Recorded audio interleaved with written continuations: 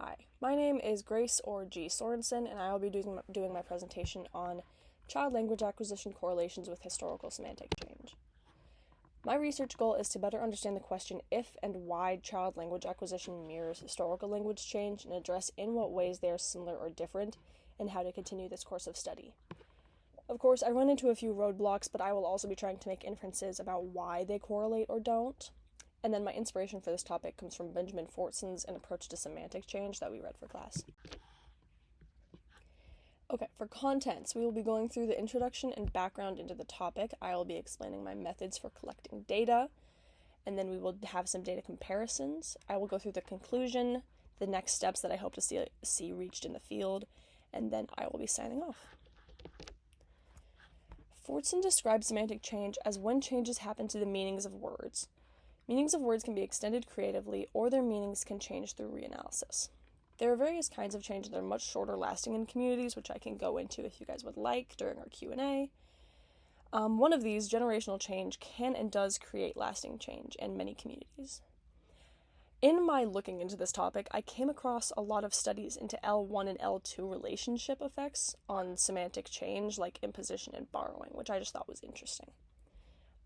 In this presentation, though, we will mainly be looking into the examples of extension or narrowing, which will be further explained on the next slide.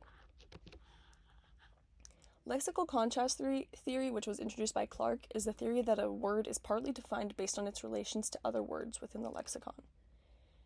Barrett explains this by providing an example about a child calling seemingly unrelated things clocks, like a bracelet or dripping water, as one creates the sound of a clock, the tick-tick, opposed to the drip-drop, and then the bracelet as, like, it looks similar to a watch, which holds a little clock.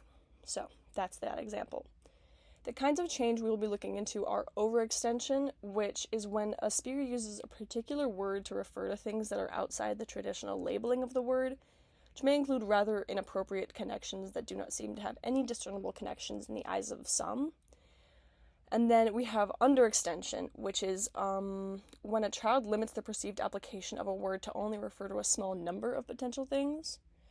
And then for decontextualization and contextual flexibility, this is what Barrett says, that it seems to involve a shift away from using the word in a context-bound manner to using the word differentially. So being able to use it in a variety of contexts comfortably. Barrett, in his chapter, also outlines overlap and mismatch as phenomena that affect children's lexicons, but we will not be looking into those for this study. My methods of collecting data for children's examples, I used Martin Barrett's chapter of early lexical development in 2017, in which he references a few other authors that I have referenced in my slides and my paper. For adult historical examples, I used the Historical Thesaurus and the Oxford English Dictionary. I only used words that were referenced in Barrett's chapter. And then it's time for data comparisons of children's examples versus the HT and the OED. For underextension, the example word for this instance is the word cut. A child would use the word to mean the action of cutting, but only when performed with a knife. That was the only situation in which they would use the word. For the HT, the initial definitions were both the noun of a cut and the verb of to cut. They were listed starting at the same time, so it's a little unclear what processes happened there. And for the initial definitions of the OED, it shows that the verb came first, and the definition is right there if you would like to take a look, but basically it means, like, to cut something. And then both the HT and the OED showed eventual extensions to broader meanings, and the child will likely do the same to include appropriate meanings, though Barrett did not address that in his chapter. And then for decontextualization and contextual flexibility, the example words for this instance are the words brush and open. Initially, the child used the word brush, but only to refer to when they brush with a hairbrush, and this was also properly extended later. The HT and the OED's initial definitions for the term had it as small bits of kindling and the cut off parts of a tree, respectively, and that they had both very similar meanings there, basically. And then not long after, both sources have the word extending to refer to both brooms and hairbrushes, and then the definition is right there.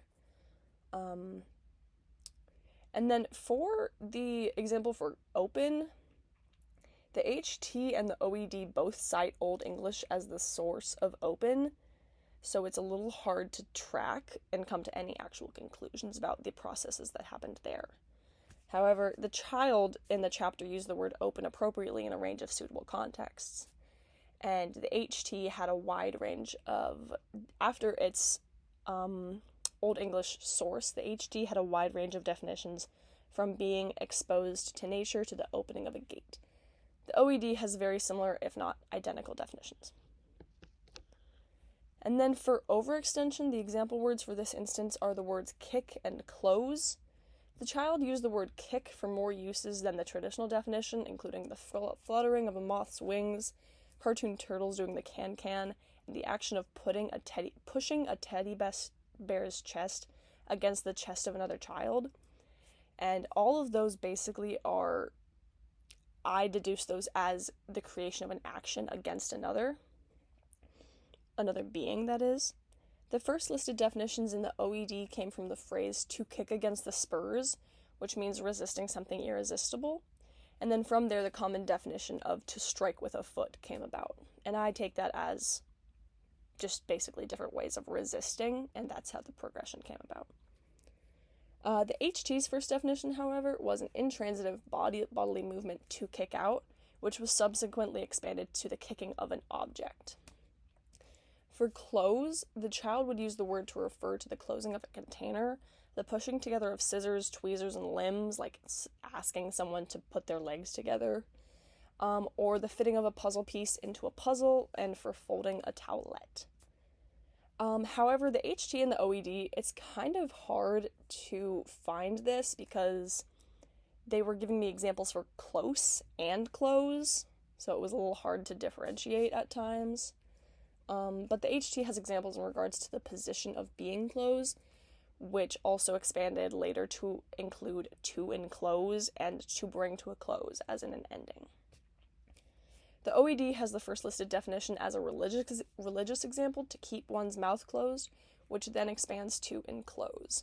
So the children and the adults here have very different definitions and meanings understood by them, but this could also be a little bit because the fact that adults come from a very different context and children have a much, simpler way of life. They don't really understand the intricacies of religion just yet.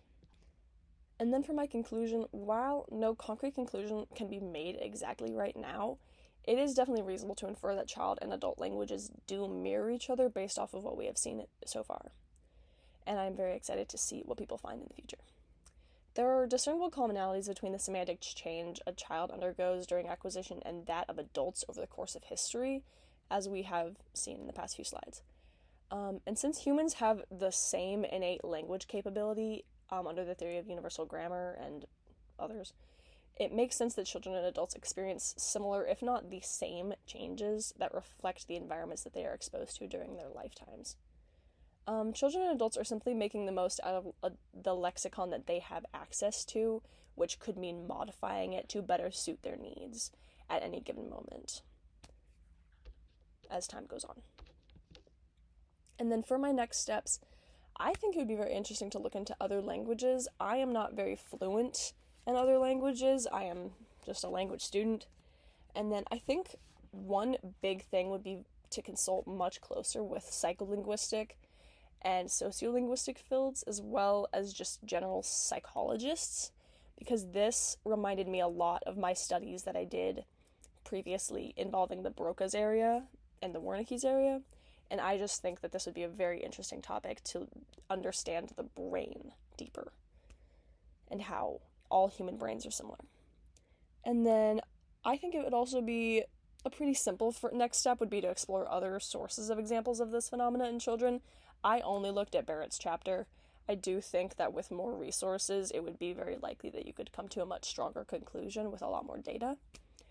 And then I also think this was another area that Barrett discussed briefly, but I think looking into what overlap and mismatch does in children and adults and seeing how those overlap could maybe help us come to some amount of a conclusion, understand the field a little bit more, to have more surrounding information, basically.